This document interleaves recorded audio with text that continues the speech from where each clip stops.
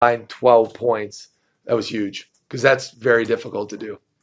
Coach, with the win, you just set the record for most wins in a first season at Utah State. Were you expecting this kind of success this quickly when you took this job?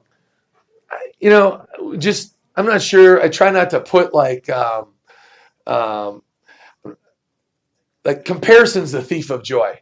So if you're comparing this, and you're worried about all if it, to us from day one, it's always been about let's finish. We got to learn how to finish plays, finish games, finish things, and then truly. And I know this is a little cliche-ish, but like when you look at our roster, right? Clay Stahl rips his ACL in the summer. Roche, Grotham, the junior college, he tears his at his junior college, but then he has complications. Yeah, this, that, and the other. So now he's not back. So we knew we were going to be incredibly young, incredibly inexperienced. And so for us, it was truly, truly about let's just keep getting better. You know what I mean? And when you have the youth that we have, like we can still get better from today to the Mountain West tournament in 2 weeks. Like, you know what I mean? And so I'm not sure we had an expectation, but we always talked about having high expectations. We always talked about let's win the Mountain West. We talked about that from day one. But how are we going to do that? And then you have to have a complete buy-in. And you go through bumps in the road. You have ups and downs, but just can't give our guys enough credit for the buy-in, the leadership, the willingness to sacrifice some of themselves for the team. And it's easy now. Maybe we were the joke when we talked about winning the Mountain West a long time ago, but it's always funny until you do it, right? And so, and we haven't done it. We still got a long ways to go, but we control our destiny, and we're in that position to see what we can do. And what does it mean for you then to have your name at least been put into annals history? You talked about the history of Utah State basketball several times since you've been here. I'm a history major. Have your name in those record books already? Well, first of all, I didn't know that, so kind of popping that on me here. But here's what it tells you: you have great players, you have players that are seriously all in, and we have a great coaching staff. Our guys. It certainly helped to have Eric Peterson and Austin Hansen to come with, and we kind of know each other. We've been around each other for 4 years. The continuity is a big deal. We speak the same language, so to speak. And at the end of the day, when you surround yourself with great people, like it's amazing what you can accomplish. And I think that's where the credit certainly goes. What are you telling your guys for this game on Saturday? You've been talking about competing for the conference title all year long, and now the game is finally here for you. What are you telling your guys all week? They were so happy when we told them we have a day off tomorrow. That was our third game in 7 days, and it feels like we've been on the road for forever. We just came off of 3 out of 4 on the road, and I think 4 out of 6 on the road, and now we kind of, now we'll have 3 out of 4 at home, which is nice. But we just got to keep doing what we're doing. They're really good. They're the defending Mountain West champs.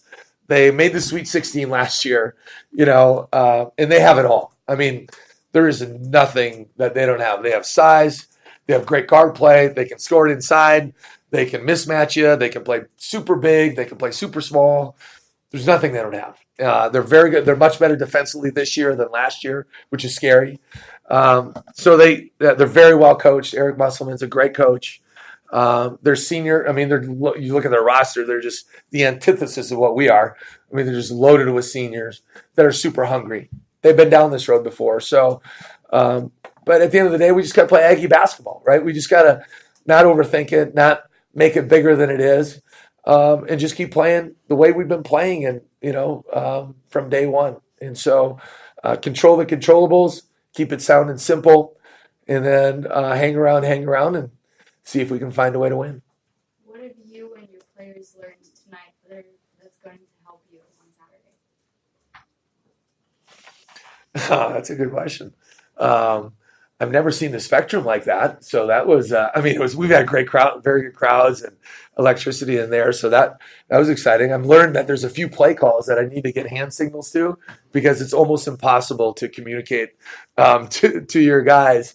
But, I don't know. Tonight, Justin Bean, just some different guys. Like Justin's minutes have been really, up and down. So, man, he gets the opportunity. He just runs right through the door, kind of like he did against New Mexico, right? I mean, Quinn has been Quinn's been a rock for us all year.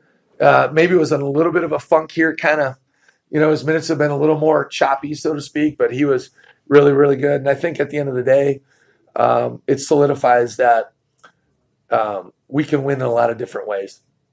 I think, yeah. So to flip the script, from the last game you guys played against them, and really that was the I guess the problem of playing those guys in the past few years in the Mountain West. Those big guys,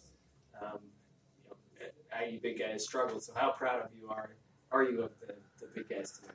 Well, it's a great point. Nemias has been, Keita obviously has been just incredible all year. And sometimes he's been incredible on both ends. Obviously, defensively, he's just a game changer. And he's steadily gotten better on the offensive end. And sometimes you forget he's only a freshman. He's 19 years old. And so tonight, obviously, he gets in some foul trouble. And, I rolled the dice a little bit. And he ends up getting his third. He's always been telling, Coach, you can trust me. You can trust me with mine. And so we roll the dice, and we're up 7. I blame Austin Hansen because he jinxed it. He's like, Coach, sure you want to play him when he's got 3? And we're up 7. And 30 seconds later, he got his third. So it's his fault. But and then we didn't start him. Obviously, we made the change in the lineup to start the second half and went with Bean. And that worked out well. And then he gets the 4th foul. Nemi started playing well, gets the 4th. And then we didn't play him again. And, Nemi's been such a force for us. And so I couldn't be more proud of how well Quinn did. I thought Quinn played the best game of the season. He's had some really good ones at Irvine. I don't know, it was a road game, but he was phenomenal that night. I thought he was so good tonight. To have 7 offensive boards against a team like this, are you kidding me? And most of that was at the 5 spot. So where the guys are 3 inches taller and 6 inches longer in the arms, but and then Bean obviously was a force. And Dwayne obviously didn't play a lot, but I thought the minutes he gave was very good. It's just Justin and Quinn were that good. What was the explanation about Keita's? He taunting, and it's I wasn't arguing that was. I thought there was a call earlier that could have been the same, but it is what it is. They made the right call, and Nemi's an emotional player. We've all seen that, and especially at home, he feeds. He's such an energy guy, and hopefully he thank goodness it didn't hurt us tonight. At the end of the day. He'll learn from that, and he'll get better from that. And so that's a huge emphasis with the NCAA. There was a memo that came out from that, and they made the right call. So you live and you learn. Anything else? Yeah, Coach, just what did you know about the Spectrum before you came here? And you probably heard the stories. I don't know if you ever coached in here before. Never coached here. It is what drew me to this job. I said it in my press conference. I said it to John Hartwell. In the interview, I'm President Cockett. There was no doubt. I became a huge Utah State fan from the moment I was an assistant at Colorado State, and we were not in the league at the same time. But UNLV would come up here and play, right? UNLV was in the BYU at that time was in the Mountain West. So doing scouts for those teams, and there was other common opponents, right? And so at first it was kind of like, what are these crazy seats, And now I love it. Like, everyone was, not everybody, but some people are like, we got to get blue. And I'm like, no, like this is the ambiance of the Spectrum. This is part of the mystique of the Spectrum. And we always talk about history. I appreciate that. Like, I love that.